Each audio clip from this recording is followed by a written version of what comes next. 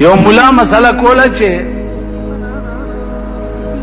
کم شی چې ونیسئ نو بیا یې پرېږدئ مه.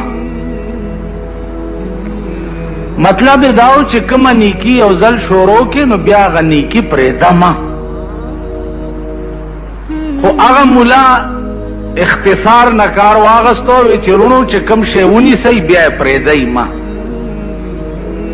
دغسې پکې یو ناستو هغه واورېد وی والله چې کم شی ونیسم چې زه بیا پرېږدم. په لاره روان دی یو سړي نه خر وتښتېدو. دته یې وی بچیا لږې راواړوه. ده ورپسې منډه که چې منډه که خر مخکې دی ورپسې بل څه یې لاس له ور نه راغه د خر لکه یې لاس له ورغله. هغه لکه یې ونیوه. خو چې د خر لکه یې ونیسي خو هغه لتې کي که نه دواړه لتې شروع کي. اوس خرې په لتو وایي او ده لکه یې ټینګه کړې ده چې که پرې مې خوا نو د ملا په مسله مې عمل نه راځي. ځکه چې ما وعده کړې ده چې کوم شی ونیسم بیا نه پرېږدم. غاښونه یې په ټول مات کړه خر په لتو لتو. ملا له راغی او بېتابه پرېوت چې ملا صاحب خدای دې کور وران که په دغه مسله چې تا کړې وه چې کوم شی ونیسئ بیا یې مه پرېږده. سړي نه خر تښتېدلی او ما رانیوه چې لکۍ نه مې ونیوه که مې پرېښوی خو ستا په مسله مې عمل نه راتلو او چې مې نه پرېښو زما یې دا حال کو ټول غاښونه مې مات. ملا ورته ویل خدای دې کور وران که. نو زما د مسلې دا مطلب و چې د خر لکۍ ونیسې نو بیا یې مه پرېږده. نو مونږ هغه قوم یو. کم ناروا دی چې مونږ یو ځل ونیوه بیا یې نه پرېږدو. روام چې ونیوه بیا یې پرېږدو. منځونه شروع کړو بیا یې پرېږدو. حج وکړو چې د حج نه راشو عجیب او کم رانه جوړ شي. حج نه چې راشي چې ځي نو ګز لکۍ وي چې راشي 33 ګزه لکۍ شي. تاسو خیال راغی؟ نو ګیره پرېږدو بیا یې کله کړو. داسې ډېر کارونه تبلیغي جومات کې شي صاحبه سیروزې ولګئ چې لو ته لاړ شي چې په بله ورځ یې ګورې بیا د بازګل کوتک دې جوړي. هلکه څه بلا در باندې وشوه بیختي وځه او یاره بس الله مجبوري یو. نو نیک کارونه مونږ چرې ونیوه او بیا یې پرېږده. لیکن بدایم چې نیولي دي بیا یې نه پرېږده. نو زما عزیزانو زمونږ عقل شته نه. عقل کې خو به د هغه سړي څه راځي چې هغه کې عقل خو وي که نه. څه سوچ سمج خو پکې وي که نه. قرآن کې راغلي دي وما كنا معذبين حتى نبعث رسولا. زب ترغی او قوم تا عذاب نه ورکوم چې ترسو میں اغی تا رسول نہیں لے گنے. ترغی پورے بزد قوم تا عذاب نه ورکوم. د امام ابو حنیفه رحمت الله علیه مذهب دا ده چې وما كنا معذبين حتى نبعث رسولا. دلته د رسول نه مراد عقل کامل او عقل سلیم مراد ده. دا مصطلح رسولان ندی مراد. زبا ترغی او قوم لعذاب نور کوم چې سو پورې میں اغا قوم تا عقل کامل نہیں ورکړي. د امام ابو حنیفه رحمت الله علیه مسلک دا دے چې 1,24,000 پیغمبرانو کې که یو پیغمبرم دنیا ته نه وی راغلی نو هر سړی په دې مکلفو چې په عقل باندې به د خدای پیژندې. وګوره ابراهیم علیه السلام معصوم بچے نور ولیدو قال هذا ربي دا زما خدای دی فلما فلا چې نور پریوتو ابراهيم عليه السلام قال لا احب الافلين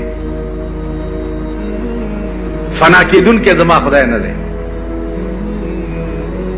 سپوږمۍ ولیدا هذا ربي فلما فلا قال لا احب الافلين معشوم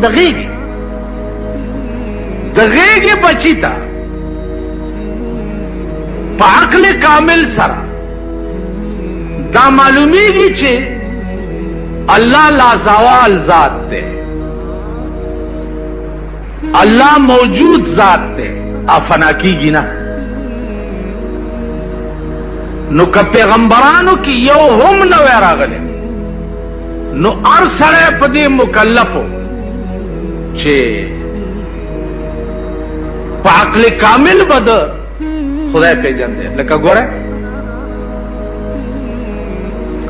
د رسول الله صلی الله علیه وسلم او د عیسی علیه السلام په منځ کې 600 کاله فاصله و سکم زیات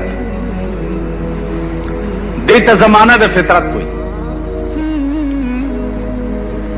په دې 600 کاله کې پیغمبر نه و اوس علما وایي چې دې 600 کاله کې کم خلق پیدا شوي دي ما په خبرو پوهېږئ خبرې ګرانې دي مشکله ده چې پې پوهېږئ ماما دا خبرې داسې دي وایي دیدن مې کور ته ولا یوړو په قدرمن اشنا مې ځان بې قدره کړه تاسو پوه شئ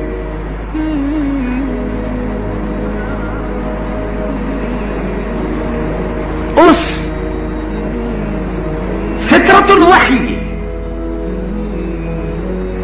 علماء لیکي چې په دې 600 کاله کې دا زمانہ د چا په منځ کې وه په زور ووایئ دې 600 کاله کې چې کوم خلق پیدا شوي او مړه شوي دي نو دوی له خو پیغمبر نه و راغلی که نه نو چې پیغمبر را نغی هدایت ورته ونه رسېدو او بیا دوی بے ہدایت نہ مڑشو نو دوی بیا جہنم تلیگل دا زیادہ نہ دے اللہ بدوی جہنم تولی لیگی زکا چی پیغمبر ورطا نہ دے را دے گلے پیغمبر را غلے وے او دوی نوے منلے بیا جہنم تا دے 600 کالو خلق لپکارو پیغمبر را نہ غے نو بیا بدوی جہنم تولی اللہ لیگی دلتا دا جواب دے دا زمانہ د فطرت الوحی وا په دغه زمانہ د 600 کالو کې چې کومو کسانو خالی دومره منلی دي چې د دې کائنات مالک خدای دی او دا کائنات خدای پیدا کړی دی او دوه نه دي یو خدای دی خو چې دومره په دماغ کې راغلي دي نو د دې 600 کالو خلق بم جنت ته ځي نه منځونه کړي او نه حجونه کړي او نه روزي نیولې دي او نه څه کړي دي او نه څه کړي دي نه څه کړي خو چې خالی په عقل سره د کائنات کې سوچ کړي او په سوچ دا معلوم کړي چې دا هیڅ موجود به موجود نه نو د دې موجوداتو مالکم سوکشتا او دوه ولې نه دي یو ولې ده ځکه چې دوه نو دا کائنات به اوس پورې رنگ وې دا بوران وے یو بویل باران کوم بل بویل نه کوم په جګړه بوې کائنات بوران شوی وے لکه ملکونه چې په یو حال نه پاتې کیږي سره وران شي یو ملک یو څه وي لکه یو ځل چین الزام لګول په هندستان باندې چې تاسو زمونږ ګډي پټي کړي باندې ولا جوړول سره ټسو ماري جوړ مونږ هندستان سره زمونږ یو اډوکه په منځ کې پاکستان شریف پرېخه ده اډوکه غوخه تقسیم کړی دی اډوکه پرېخه ده چې هغه ته کشمیر وای ناغه اډوکه تر اوسه پورې لا په دې ملک پروت هندستان هم ورته غړمبيږي او مونږ هم ورته غړمبيږو نو مونږ چې نوې حکومت جوړو نو هغې کې یو وزیر د امور کشمیر وزیرم پکې جوړ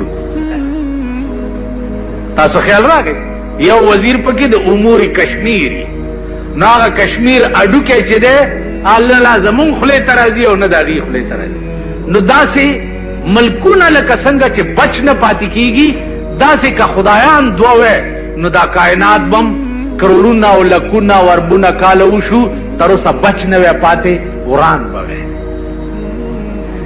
او دا الفاظ قرآن ویلی دي چې لو کان فیهما آلهة الا الله لفسدتا اے پیغمبر دے قوم ته وایا که په دې کائنات کې د یو نه سوا ډېر خدایان وې نو لفسدتا د ازمکه او اسمانونه به دواړه وران شوي